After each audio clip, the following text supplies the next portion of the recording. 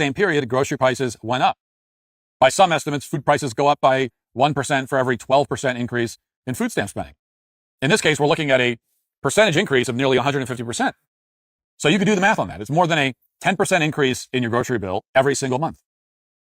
And what this means is that if you're a working American and you're not on food stamps, meaning you are a functional citizen who is taking care of yourself and your own family, you are a functional, contributing citizen. What that means is you are actually paying against your will for other people's groceries twice.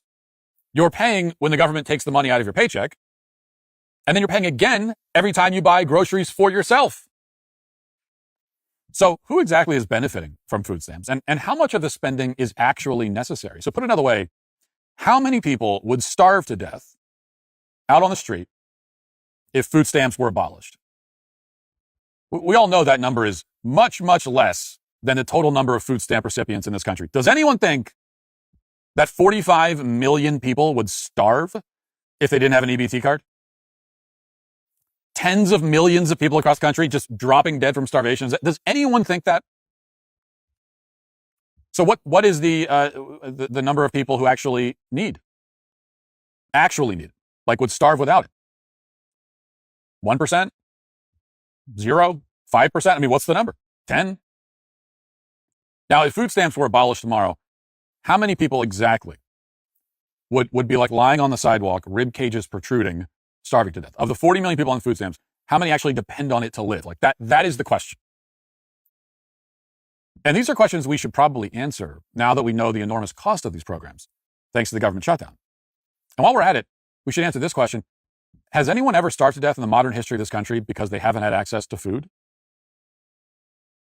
I mean, has that actually happened in this country? Has a single sane adult, okay, now we're not talking about kids who are victims of horrific abuse and those kinds of awful cases, in which case like food stamps are not solving that. Has any sane adult, through no fault of his own, shriveled and died because he couldn't afford to buy anything to eat? Has there been a single example of someone in modern America, someone who has no family, no friends, no other forms of state or federal welfare he can tap into, no food banks, no churches he can visit, no job, no soup kitchens nearby, no charity food drives in his area, nothing at all? So the point is that there are a bunch of lines of defense. Like when we deal with the question of, well, who should be feeding you, right?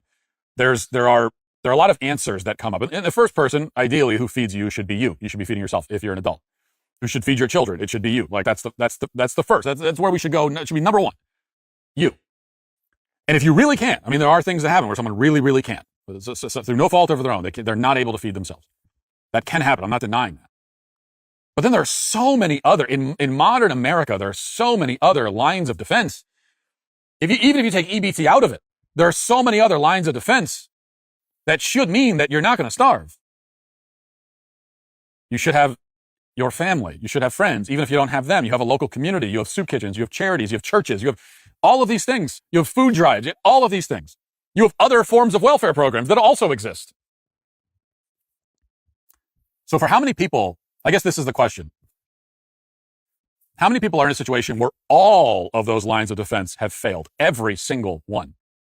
And if there were someone in that situation, if something like that were to ever happen in the United States, then I'd be the first in line to say, yes, get that person a taxpayer-funded hot dog. I don't want to see anyone starve. Nobody does. But I don't think that's actually happening in modern America. And nobody has demonstrated otherwise. Like no one has presented us with the person and said, okay, here's an actual human who's alive today in America. And for this person, legitimately, if they don't have food stamps, they will starve. It's the only thing. It's the only way they can get their hands on food. No one has shown that example. And in fact, if you look at what food stamp recipients are saying in their own words, you come away with the distinct impression that like almost none of these people actually need the food stamps. Instead, you come away with the impression that many of these people are simply entitled, lazy, barely literate, and like some of them are just frankly bad people. And of course, that doesn't describe every adult on food stamps. No one is saying that. But it does seem to describe a large portion of them. And that is a moral outrage that we as taxpaying Americans who are funding this, we have every right to be upset about that. When people are stealing our money who don't even need it and just wasting it in this profligate way, Don't let anyone morally blackmail you into thinking that you're not allowed to be upset about that. Of course you can be upset about that. And of course you can demand answers. You're taking my money. I want to know who exactly needs it and for what and how are you spending it. That is a legitimate question. Of course it is. And what you end up with is a lot of people who, rather than get a job, would prefer to rob grocery stores and the people shopping inside them. So here's just on that point, here's a sampling of the responses from food stamp recipients on TikTok to, all this stuff about the shutdown and losing the benefits. Watch.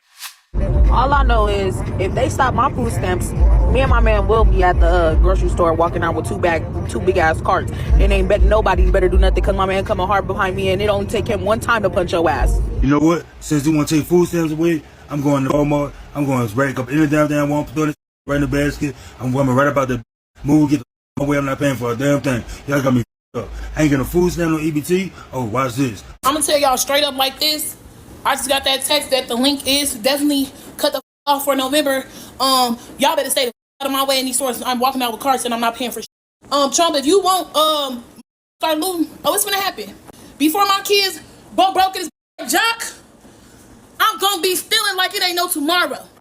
I say if they don't give food stamps next month, we all just say and rob the grocery store and tell them make me a grill. I just wanted to come real fast just to make this video, just to make something very, very clear to the white man.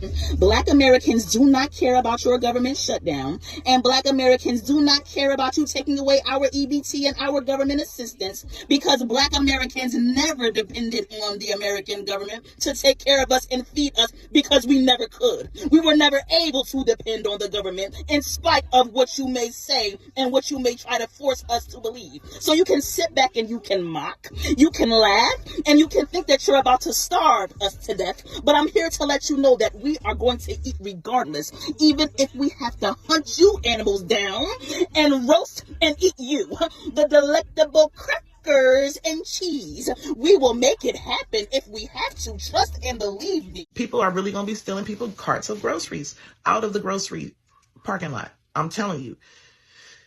It seems like it's headed that way. Now, what other choices are people going to have to find food to eat? Because people about to be out here struggling. They about to be out here bad. So do you really think they're going to look at you with all these groceries, packing it in your car, about to go home and feed your family from the, hard-earned money that you made from working your job that afforded you the affordability to buy those groceries? They ain't going to give a They ain't going to care. They going to snatch them bags up out your hand and be like, I wish you would.